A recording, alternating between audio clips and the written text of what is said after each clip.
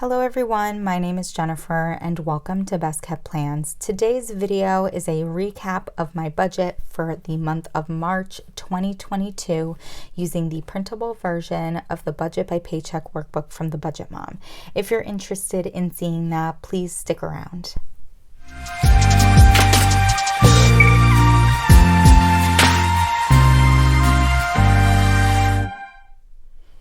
I'm so excited to be sharing another monthly budget recap with you all. This recap is for my budget for March 2022. Oh, we have stuff to talk about. We definitely have stuff to talk about. Just going through the first few pages in my Budget by Paycheck workbook, I did finally get around to updating my tracker for my sinking funds and indicating when I reached goal. On several of them, I only have 2 more sinking funds that have a goal, and then my other 2 are just rolling sinking funds that I will keep contributing to no matter what. I also updated this visual tracker, which I really love. I updated my savings balance for my house savings, my debt balance, retirement balance, and all of that. And then getting into March, we're going to jump right to the budget, the Where Did My Money Go worksheets. That's where the meat and potatoes is. And I'm going to zoom on in so that you all can clearly see this page and what I have written on here. So first things first, with regards to my recap, the number one thing I do is I figure out my total monthly inflow. And so I pull in my starting balance for the month of March in my checking account, my variable expense checking account, and in my cash, and I put that in here. I write down my earned income, which for me is just what I earned in my paychecks. Other income for the month of March, that was just me. I think it was just me getting repaid a couple times. Like I purchased something online for like my mom or someone and they were paying me back. Let's see. Yeah, so my grandpa had me run and grab something and then he paid me back. My sister, I grabbed something for her. She paid me back. My mom paid me back. So that was what the other income was. I did not use any savings this month. So my savings, here, this is empty. If I had used any of my sinking funds or anything like that, I would have put that here. And so if I add up these totals, my total monthly inflow for the month of March was $9,734.84. Now, this is a lot more than I usually have for my inflow.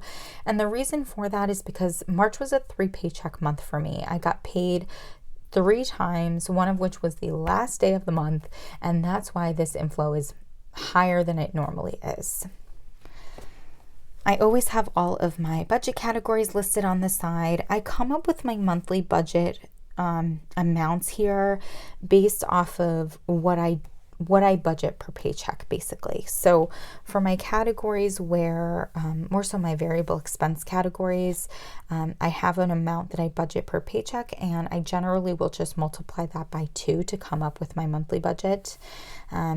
As you can see, there is a lot of red here, and that's because I overspent in a lot of categories in the month of March, some of which was good, some of which was not so good. I was under budget in my groceries category by about $98. In eating out, I was over by $24. I'm not so upset about that. The reason I'm not is because March was my birthday month.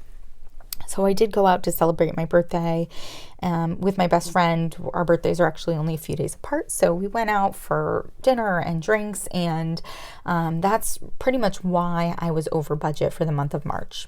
For gas, I've been looking at my gas budget pretty closely since the beginning of the year. I did increase my gas budget for 2022. I'm so glad that I did because, as everyone knows, gas prices are out of control right now. I think I was under budget in March. Or I'm sorry. Oh, I don't have it in here anymore. Darn. I was going to say, I think I was under budget in February. I'm not totally sure. For the month of March, I was over by $7. That's okay. I think if I'm over in April again, maybe not if it's only a few bucks, but if I'm over in April, by over $10 or $20, I think I'm going to have to readjust my gas budget again, but hopefully that won't happen. Where things really hit the fan in the month of March was my miscellaneous and my miscellaneous bills categories. So for miscellaneous in pink, that's usually what I spend out of my miscellaneous cash envelope, which I budget $150 a pay period towards. Anything that is miscellaneous that I didn't go for in cash, but I knew I was going to have to pay for, generally factors under miscellaneous bills. Well, I did a lot of what I would still consider miscellaneous spending, stuff that I wasn't necessarily budgeting for or kind of aware of, just kind of like spur of the moment stuff, most of which was sticker and stamp and ink related, that I did factor under miscellaneous.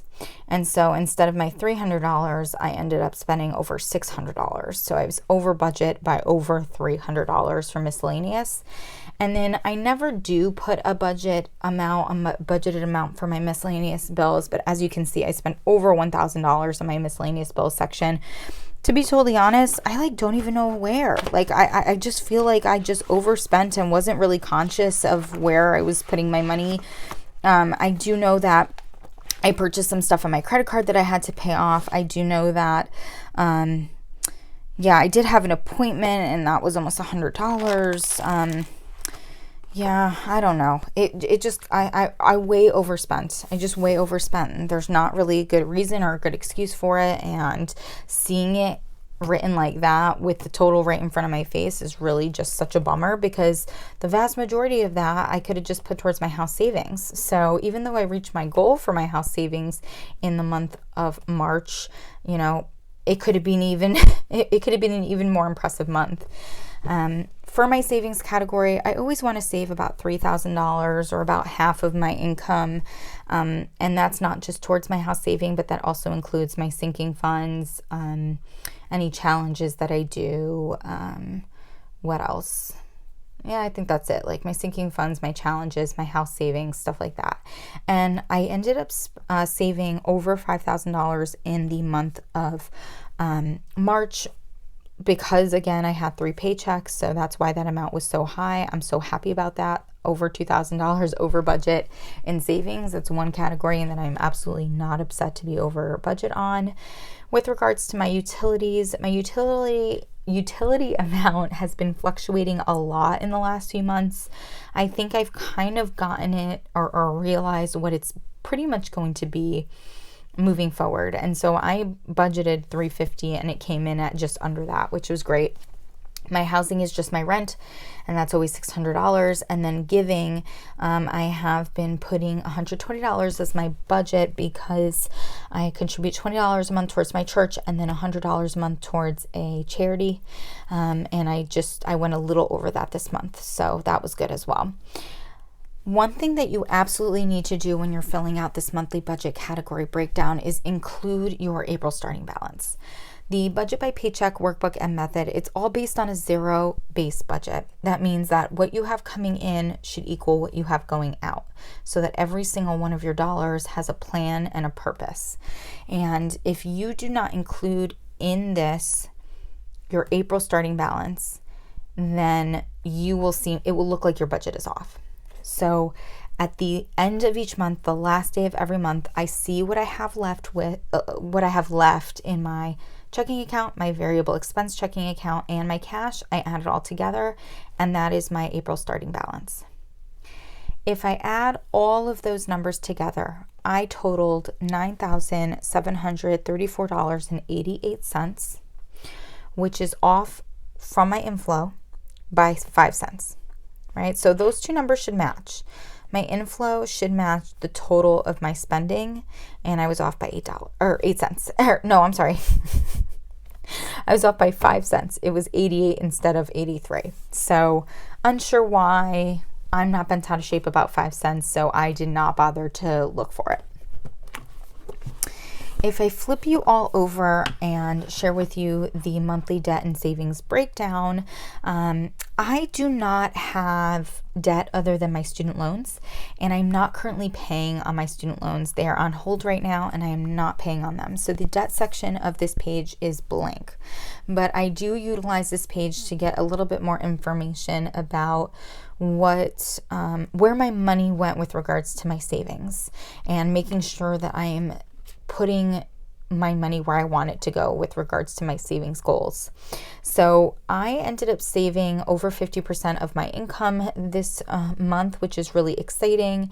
And I was able to break that down between my house, which I saved over $3,500 towards, sinking funds, which I saved $815, the 2022 savings challenges from the Budget Mom, which I saved $231 towards, the 52-week challenge that I'm doing, which I saved $69 towards, my $5 challenge, which I've been doing since January 2021, and I saved $125 towards that, and then my emergency fund, which I put $140 towards. And I think it's also important to say that my emergency fund contribution is not something that I budget for. Any money that I have left over from my variable expense cash envelopes at the end of each pay period goes to my emergency fund. That's the only way that I contribute to my emergency fund. So hitting 140 in 1 month is actually really great for me. This shows me percentage-wise that I am putting the vast majority of my savings towards my house, and then my second highest category is my sinking funds. That totally aligns with my priorities right now. My house is absolutely my number one priority. Saving towards a house, I want to buy a house desperately. So I'm really glad to see that. And then I absolutely think that my sinking funds are the next highest priority. Savings challenges are fun, but they're not a priority when compared to my house or my sinking funds. The last of the The last of the Where Did My Money Go worksheets is the monthly spending comparison. And this is a sheet that I like more and more and more as I continue to use it. It's a really great way to try and, this is shaking like crazy. It's a great way to try and set small goals for yourself, monthly goals for yourself with regards to your budget. And it's a great way to check in with those goals and see if you were able to achieve them. The number one thing that they have you do on here is come up with your inflow change. So what was your inflow change from the prior month to this month? Because that definitely factors into your spending. And of course, again, I had a 3 paycheck month in the month of March, so my inflow increased by over $2,400, which makes a lot of sense.